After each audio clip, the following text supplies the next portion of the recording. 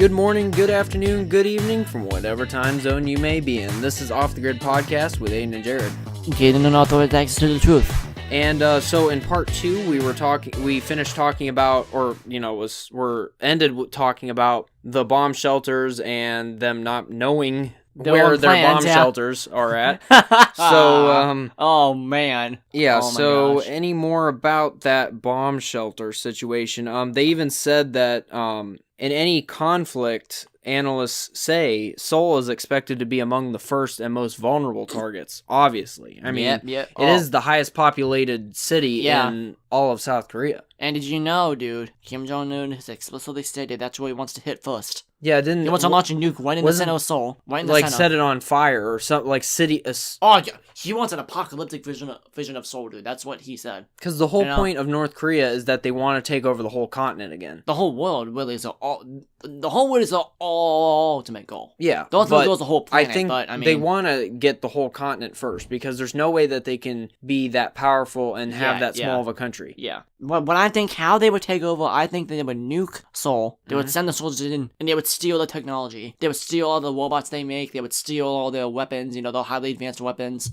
And they would reverse engineer it, I disagree with you. I don't think that they want to nuke South Korea. They want to nuke the U.S. Dude, Kim Jong-un has said that he wants to nuke Seoul. He said that. I know, but that came from his mouth. He's not thinking, because that fat, chubby face of his is not thinking this through. Think about it. If he nukes Seoul, we're gonna first off, if he nukes Seoul, we're gonna launch back at him, and he's not gonna survive. Obviously, but here's the thing: he's gonna want to hit us first. Oh yeah, he says that we're the ultimate target. He says that. And what happens when says we're impure? What happens to the soil and the surrounding area when you nuke something? It's contaminated. There's nuclear waste everywhere. What happens to Seoul is that what would happen probably is Seoul is that the radiation would go back in North Korea. That would be good. Aiden, that fat chubby face of his, as you said. He's not thinking, because Aiden, he's gonna ruin the land that he's trying to get. Why would he want to ruin his own land? You know what I mean? So, he's gonna invade the U.S. too. So it's both a lose-lose. Yeah, I know, but what I'm saying is he has to have the whole entire country first. Then he's gonna turn and look at probably the other Asian countries and try taking over them. Well, then what I imagine then it's not a nuke and a missile. What I imagine is kind of like a huge invasion. Thousands of helicopters, thousands of boats, and soldiers going into the country, and just shooting up the streets, killing everyone. That's what I imagine, yeah. Yeah. They would still probably break in and steal the technology, like I said. They can still bomb South Korea, but not with nukes. No, they would do carpet bombing, probably, right? They would drop like napalm and stuff, yeah. Yeah, like things that aren't going to stay around a whole long time, but they're going to deal a lot of damage in the short term. Yeah. So maybe Moabs. Yeah. Which, if they even have those. Now, which they probably don't. I think that... The only bombs that they probably have are nukes, so they can't even bomb. Realistically speaking, I don't think... they'd be able to, first of all. They wouldn't be able to take over the country. We'd drive them out so fast. Yeah, and I don't think that they may have the vision of taking over the U.S., but there's no way that they could do that. No way in hell that they would be able to, yeah. They'll definitely be able to deal damage if they manage to get a nuke and hit somewhere in the U.S. Obviously, that's going to deal damage. Jared. What? Not to be mean, but you weren't thinking clearly about that, because, dude, they'd only be able to hit one city before a barrage of nuclear missiles go and just hit their country. True. They'd only be able to launch one missile and like, oh shit. And a bunch of missiles come and say destroy them. Say they aim for Washington, D.C. Oh my god. That takes out all those government buildings. Well, except the most important one, the Pentagon. They wouldn't have hit the Pentagon, so we still have our national defense, dude. We still have the part that... But... you don't know how many missiles they're going to fire. But the president is safe in the bunker, remember? They have plans for that. Like in 9/11. Some people thought that they were going to launch nukes, so the president was moved in an underground facility, So we have plans in case of that. But yeah, I see what you mean. Yeah. I'm just saying that I think that they would try to they wouldn't just hit South Korea with nukes because they want that land, so they're not going to damage their own land. They're gonna want to make crops for food and stuff to grow. Because it's gonna be soldiers, it's gonna be uninhabitable. Mm-hmm. No one's gonna be able to live there in the first place. So not even they'll still be stuck in North Korea. They're not going to be able to take over South Korea if they damage it too much. Yeah. To the point where it's uninhabitable. If Kim Jong-un can understand, he's probably not listening to this, but if he was, and he can understand English, oh my god. He'd be insulted. No. At how We're giving him ideas to how to invade, dude. That's what I was thinking. we're giving him ideas on how he can. Oh my god. Oh my god. He's not listening. His ears are too chubby anyway to even hear what we're having to say. Yep, so I think that's just about it for the bombing and stuff. Now, this is interesting. We're gonna just really quick touch on what Trump has said about what Trump and Kim Jong-un have been going back and forth, if you guys don't know. For about a year now. And Jared, what does the article say that they've been doing? Hold on, I just exited. Oh, we were gonna. Okay. Sorry, what were you talking about? It says traded a series of increasingly bombastic statements last week after Trump promised fire and fury should Kim keep up the country's rapidly advancing nuclear weapon program. North Korea released its own, albeit expected threats before Trump said his earlier statements might not have been tough enough. Oh, God. Oh, he's calling him. Kim's calling him out. Yeah, and said U.S. officials later scrambled to rein in the president's comments and said armed conflict was a last resort. Give it to them. Come on, give it to them. Well, we don't want to be the ones to start it. That's smart of the U.S. to try to avoid conflict. Yeah. Because if you get involved, South Korea has to get involved, and you don't want to have to drag another country. Oh God, yeah. Because you're gonna, Aiden. They're gonna have to. That's like when we split them. Yeah. They're gonna have to get involved if the U.S. does, right? Or generally, we might cause them to get sided with the North Korea. Because Aiden, think about it. The North Koreans are gonna be upset that the U.S. hit them, and then they're gonna be firing back at them, and then they're gonna hit South Korea in Seoul. Response. Yeah, because they'll be like, just to piss us off. They'll be like, all right, well, the U.S. is backing you guys. We're going to fire back at you. And it's like they didn't do anything. I don't really think it was. I don't really think it would be hatred towards. I don't even think they would be thinking about South Korea. I think all they would think is, you know what, we're going to strike this country, but only to piss off the U.S., you know? Yeah. Like, they wouldn't even think about South Korea. Well, they're going to see that as a prime moment because they'll be like, well, since we're already fighting, we might as well try taking over South Korea now. And they would say, you know what, they fight first. We have a reason to now. Yeah. Yeah, so that's, I think that's what it is. Yeah. So I think that's pretty much it for the bomb shelters. I think that's pretty cool. Yeah, that's pretty cool. Well, not really, because they don't know the plans. I mean, the bomb shelters the bomb shelters are pretty cool, yeah. Oh my god. Did you know about this too? And you know what? We'll talk about it. One of the really good things about South Korea is the quality of life that we mentioned earlier, that the citizens have. The quality of life in Korea, go ahead and click on that link, Aiden. Oh, heck yeah, man. And this is the index. The Better Life Index is what it's called. OECD Better Life Index. And it has... Yeah. Yep, I'm on okay, it now. So there's a population of 50.2 million people. Holy crap. In South Korea. And 11.1 million visitors a year, and 0.7 renewable energy. Wow. That doesn't sound pretty good. I think it's higher than us, though, dude. Oh. Like, I don't know, honestly. I would have to look up the U.S. index and stuff. So, Jared, how's life? Well, we'll find out in South Korea, you know. Yeah, that's a joke. So Korea performs well in some measures of well-being in the Better Life Index. Korea ranks above the average in housing, civic engagement, education, and skills, jobs, and earnings, but below average in income and wealth. Wait, what? That doesn't make any sense, you know what I mean? Okay, listen, that doesn't make sense because on a lot of lists, Korea has been, well, you know what, we'll just call it Korea, because North Korea is called North Korea. So we don't really have to say South Korea, because I think we consider South Korea to just be Korea, you know what I mean? So I'll just call it Korea from now on. Korea has been listed on a lot of lists as one of the top 20 richest countries on Earth. Yet the single person doesn't make a lot of money. That makes sense then. Okay. That might be why they want to get out too. Another reason, because they... As a country, they're rich, Yet they work 70 hours a week, yet they don't bring in the amount of money that they really want. They bring in $32,000 a year, dude. But we only bring in about $25,000. But that's still not a whole lot, Aiden. That's not enough for them, yeah. I mean, think about it. 70 hours a week, you should be making a lot more than that. 100,000, yeah, something like that. 70,000, something like that. You should be making a lot more money. Yeah. And that's probably one of the reasons why they want to move out of the country. Yeah. And they're also below in well-being, environmental quality, health status, social connections, that I believe. Yeah, and personal security, work-life balance, especially the work-life balance. The ones I agree with most are the subjective well-being. They know what to do with their life. Yeah, because the work-life and the work-life balance and the social connections, yeah. And the postal security, I don't know, because I mean, they're technologically advanced. They probably have some of the more rich folk probably have robots going in their homes and stuff. So I wouldn't say that, you know. I mean, yeah. Yeah. Maybe they mean with like the social media, maybe. I don't know. But yeah, I have to agree with work-life balance. Why do you agree with that too, Jared? Well, I see that as one of the biggest reasons why they're unhappy. Yeah. They don't have that balance. Yeah, they have to have a balance, like the Americans do.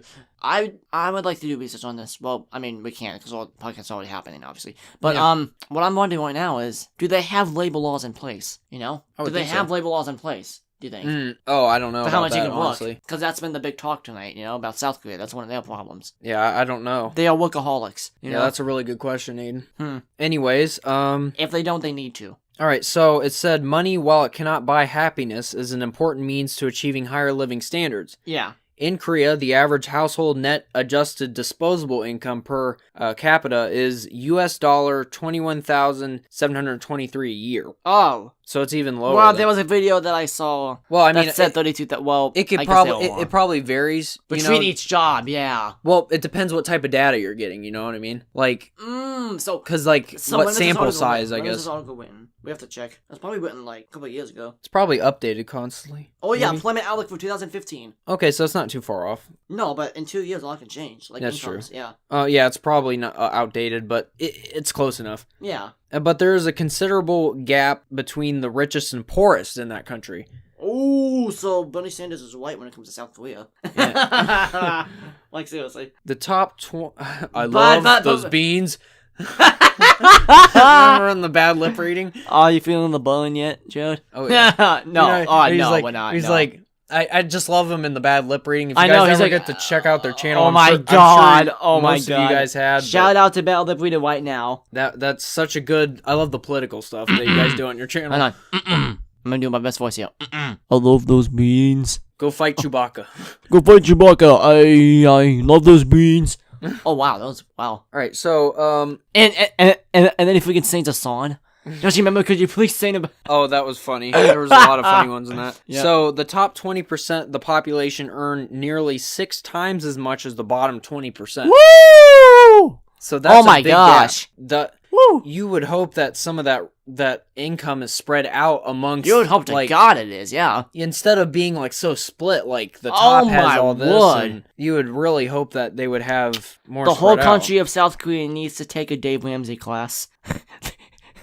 The U.S. needs to come bring planes into South Korea and start airdropping Financial Peace University. Just airdrop it, like seriously. That'll help them. I also want to mention something about the education, like the higher education. Yes, please. It says that 80% of adults aged 25 to 64 have completed upper secondary education, which means college. Oh my god, that's a lot higher than us, I think, right? Dude, that's almost 90%. Woo! So their education standards are very high there, which is good in some areas, but not good in others. Yeah. Which means the higher the education, the more competition. God. That's where it stems from, is from so many people going to the higher education. Yeah. Wait a minute. It's higher education, never mind. Think about it, Aiden. Think about it. All right, so here you have it. They probably get no summer breaks, first of all, which kind of sucks. Aiden, there's probably jobs that are more, like you and me. We're not working in a higher educated job. Not yet. But right now we're working at places that are more like entry level. I'm working at Grinders, you're working at Giant Eagle, yep. Yes. Yep. Well, that's besides the point. We don't have to mention it doesn't matter where we work. Yeah, it doesn't matter where we work. It's just entry level. So if you work at a grocery store, at a restaurant, those are more entry level. Yeah. Obviously, you can move up in the organization, and you can maybe become like a manager or something. You can be a corporate manager or whatever. Maybe you can even become the owner one day. Who knows, Yeah, who knows. But the idea is that there needs to be people to fill those positions. And so say if everybody has a college education, they won't want to work at a grocery store, at a restaurant. Ooh. Aiden, they're not going to have people to work those jobs. That's something I thought about too. Listen, they have completely eliminated the work ladder, is what I like to call it. I made an idea. It wasn't Dave Ramsey's thing, but it was kind of inspired by it, but he didn't even think of this though. I have a concept that I've made called the work ladder. You know what this is? You start at the bottom. Like I have literally made a graph of different jobs. Like the bottom ones I put, dishwashing, janitor, restaurant jobs. And then middle I put, okay, you're getting up there. Maybe you start a small business, maybe you work now as a, what would you work at? I'm like a middle level. Have an office job probably, something like that. Yeah. And at the high level, you'd be like, okay, I'm doing my dream job now. The high ones are ladder when you're on the top, I put in the graph, okay, now I'm an engineer or an astronaut or whatever the heck I want to be. Or like a music producer for me, Yeah. So, yeah, they have no concept of the work ladder, Yeah. They completely annihilated it. It's either you're not working at all or you're in a higher educated type of job. Which I think also stems from a lot of these people come from really rich families. There are probably a bunch of Bruce Waynes in South Korea, if you know what I mean. Yeah, and they're saying you need to complete a college education in order to get a job. That's what they say, and that's not necessarily true because there's certain people. This isn't a bad thing. Not a bad thing. But it's too much. It's too much, and not everyone is cut out for college. Some people are actually like me. I'm not. I couldn't do college. Are you kidding me? I can't sit at a desk for 8 hours. Well, more than that, but I mean, not necessarily 8 hours straight. But that's besides the point. Besides the point is that not everyone needs to go to college to become successful in life. Yeah, that's the moral of the story. And South Korea, I don't think realizes that. You know what I mean? So they're like, oh, okay, better education means better job, but then they don't think about those jobs in between on that ladder, Aiden, like you were talking about. Yep. So I think that's pretty much it about the quality of life. Now here's the fun stuff, though. Oh my god, this is the fun stuff. All right. Let's get into the tech industry and economy. Okay. Let's do it. Okay, don't do that again. All right, so anyways, go on to the economy. Okay, the economy is just another upside of South Korea. So what is driving the economy, you might ask? It is how advanced the tech industry has gotten. There are robots that assist the Incheon airport in South Korea that help clean, have facial recognition, and assist with check-in and other traveler needs. Collect baggage, help with security. They have charger docks around the airport for the robots. Yep, and so then they can just go charge wherever, and if they're about to die, their battery's about to die, they can just go. And they have an article called Tech Industry and Economy, which I can't wait for. Yep. So let's click on this. Also, while we're loading up here, this is completely normal for them, which is insane. We don't have, we have robots, but we not don't really, we don't have robots roaming around in the streets like they do, You know what I mean? Yeah, and mentioning about the robots that are in the airport, first of all, they're, freaking awesome. They're awesome, but do you know why they would be there? What do you think? Why? What we were just talking about? They're taking those jobs. Oh my god! They're taking the jobs that people don't want to do. The entry ladder level jobs. Yeah, because nobody wants to do that. So that's nobody why wants to walk around in the airport for 8 hours and just guard. Nobody wants to do that. Yeah. Well, that at least the people in South Korea because they want those higher educated jobs. Actually, I would want to because I just get to walk around 8 hours, not having to do anything. So actually, that may be a pretty good job. But I mean, but you'd be. The idea is that they don't have that ladder, and so they need those robots to fill those positions. Oh my god. We're looking at a photo right now. Is that an actual building? I think that's the airport that they did construction on for when they had the Olympic Games. Because they had a lot of people coming into that airport. You see my face right now, right? Yeah. Oh my god! Would you look at the way it look how it curves around. Look at the advanced the way it's construction. Set up. Oh my god! Look how many planes they can fit in there. Holy crap! That's not what I'm concerned about. Look at the way it's constructed. Oh my god! That's a lot of planes. But also look at the freaking way it's good. Oh my god! That is awesome. That is so cool. That airport looks amazing. So anyways, you want to continue, Aiden? Yeah, it's anything getting else? on 9:40 here, so, we got time, but yeah, that's beside the point. So, Seoul Busan, I think it's what it's called, Incheon and Yeonjeon, equipped to serve as dynamic enterprising hubs for foreign businesses. Oh yeah, here we go. South Korea is often overlooked by Western enterprises when they are looking for a business hub in Asia. Surrounded by superpowers China and Japan. Yeah.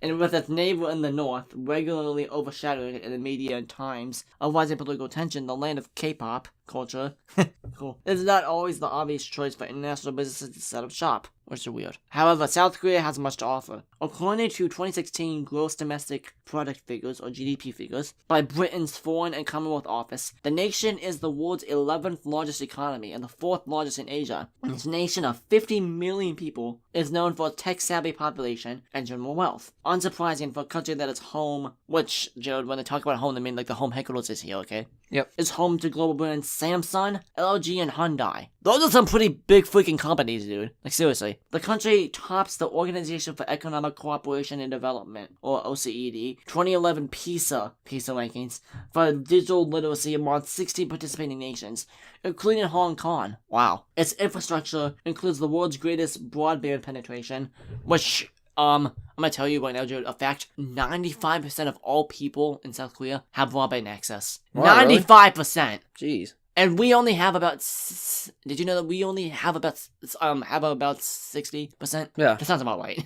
Right? I mean, it might, I believe I heard something in response to that, Aiden. I did hear something about how the population is a lot younger there in South Korea. Like, what you mean, like you don't live as long? No, what I mean is that there's not a lot of old people. There's a lot of younger generation. The people are younger. People are getting after it, kind of. Yeah. Well, I mean, wait, that's not the point. Never mind. Well, I mean, in reality, it's that there is a lot more younger people in the country. Yeah.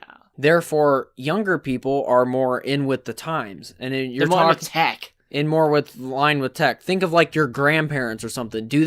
Are they tech savvy? Most likely not. My grandpa is. Because he was a programmer in the 1980s from this, so, like, he actually helped launch Sputnik. I mean, not Sputnik. No, he's not Russian. I'm sorry. He helped. Aiden, you traitor. No. Your grandpa's from Russia? Why didn't you tell me this? No, he helped spy on Sputnik. He helped launch... I'm sorry. He helped launch Sputnik. That's just saying. Oh my god, my grandpa's gonna be pissed. Just when he hears that podcast. Just tell him that. See what he says. Like, say the mistake that you did. And oh my god! See if he starts laughing. He's gonna be pissed. Anyways. No, I'll say this.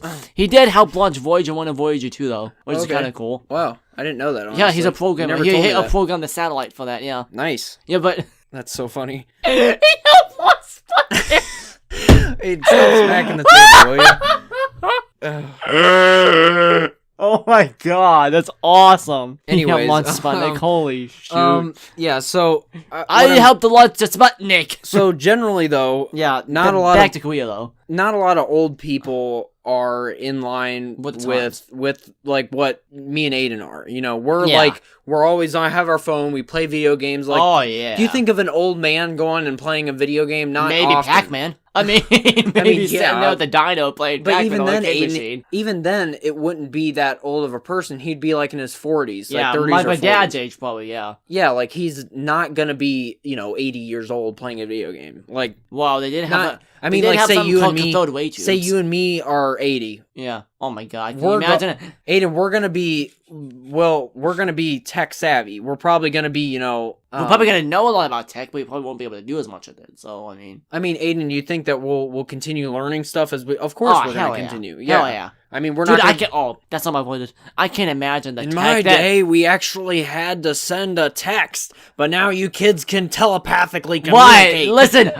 Oh my god, dude. Can you imagine the tech that's gonna exist when we're 90 years old? Oh my god. Yeah, that's gonna be crazy. Holy shoot. The cities are gonna probably... Okay, Nathan predicted... obviously you know Nathan. He's your cousin. Yeah. He and my friend, which is weird. Mm-hmm. There's a whole thing about that. That's kind of cool. Alright. If you guys don't know that, they can comment and ask. Anyway, though, he said that there were gonna be no lanes of traffic. None. There were gonna be no lanes in freeways or barriers. You know why? Because cars are gonna be so technologically tuned and stuff, that they're gonna be instantly be able to turn and stuff and merge. They won't even have to have merging lanes or anything like that. They won't even have to have barriers or lanes. Yeah, that's understandable. That's kind of cool though if you think about that. Like that would completely change the road system. That'd be amazing. Anyway, though, do. Yeah. So. Do. Anyway, I meant dude. Do we do? Do we do? Do we do? I think we do. Alright, so anyways, is that anything else for the economy? No, it just says that Seoul is very advanced, which... Or at least is part of it. Yeah. So do you want to talk a little bit more about the robots before we turn over to North Korea, which we're going to move into part 4? Yeah. For, oh my North god! Korea. Woo! So anyway, yeah. So we don't have to put up an article for it. We can just talk about it. But yeah, we'll just talk about we'll just the talk about it for robots. A couple minutes here. Yeah. So anyway, what do you think of these robots, dude? What do you think of them? I think that they're really cool. Me too. Now they're so much more advanced than our robots. First and of all, the funny thing about this, I was actually thinking right when I saw the video that you sent me earlier today. That's probably what you got. I was thinking, wow, that's cool. I'm like, that's no. Actually, at first I thought it was a horrible idea because I'm like, first off, that's taking the jobs of the people. But then I realized, as we're talking through the podcast, that there's nobody that wants to work those jobs in the first place. So like you just said, like you said, they all want the higher jobs. Yeah, so I didn't even realize that until we started to talk about it. They could get jobs as the engineers building the robots. That's what they want. Yeah, and they want the people building them. I'm learning new things as we're talking about it. Like, I just learned more than what I started out with about. Yeah, wow, that's awesome. So anyways, I think that the robots are now cool because here's the thing. They're actually filling in those positions that people don't want to do. Yeah. And they're making things more streamlined instead of, because humans... Stop thinking in my mind, dude. Stop getting in my head. Jeez. What do you mean? That's exactly what I was going to say, is streamlined. So have everything more flows a lot more quicker. People, like, say, for example, having the robots in the airport, things move along quicker, like checking your luggage in and doing all that. But, I mean, in the U.S., that wouldn't be a good idea. Listen right now. Open up your ears. Okay. Does South Korea need to be quicker? I mean, think about it. They're already quick enough. That's what's creating the stress. I think they need to slow down a little bit, Turn down the robots to a lower setting.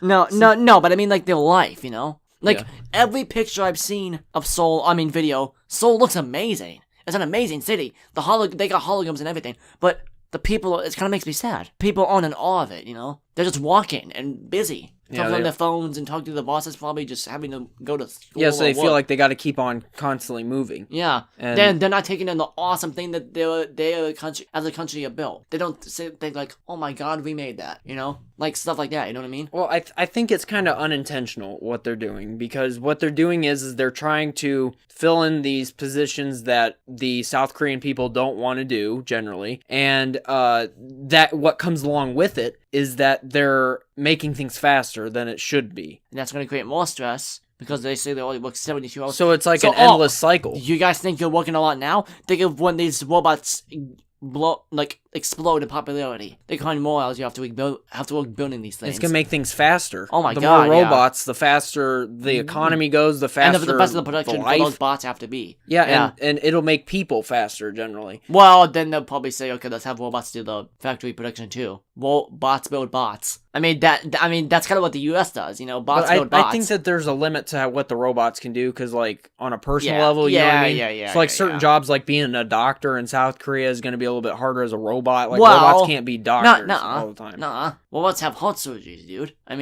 Did heart surgery. So if they would have just, you mean okay, making sure that the person is emotionally okay, probably that kind of thing. Yeah, robots can't do that. That's the one thing that then all they could do is it's okay, but it's in a very robotic voice, so you don't feel the calmness of a human voice, Yeah, and that kind of soothes you. Yeah, they might be able to assist in surgeries, with making sure something goes smoothly. Yeah, there'll be the robotic arm that actually does the surgery, but they won't be able to emotionally make sure it's okay. There's humans behind the arm, obviously. They're controlling the arm. Maybe not a few years in the future, maybe not, but but even then they'll still have to be there to watch it to make sure it doesn't malfunction. So that's what I think about it. Yeah. Me too. Yep, so I think that's pretty much it for the robots that are in South Korea, right? They're so cool. Seriously. They're cool, but they're gonna take over jobs, like you said. We could do a whole part on just, talking about just a whole podcast on talking about the tech in South Korea. Do you want to? I don't know. No, we have to move on to the important stuff, but anyways, we're before we move on though, Son, I heard we are the robots. We are the robots. Are we real? Are we real? Remember that? That was a classic. So, alright, so see you in part... Wait, is it 5 or 4? We were talking... Yeah, this was part 4, I believe. Okay, so we will see you in part 5. Alright, bye guys. Bye.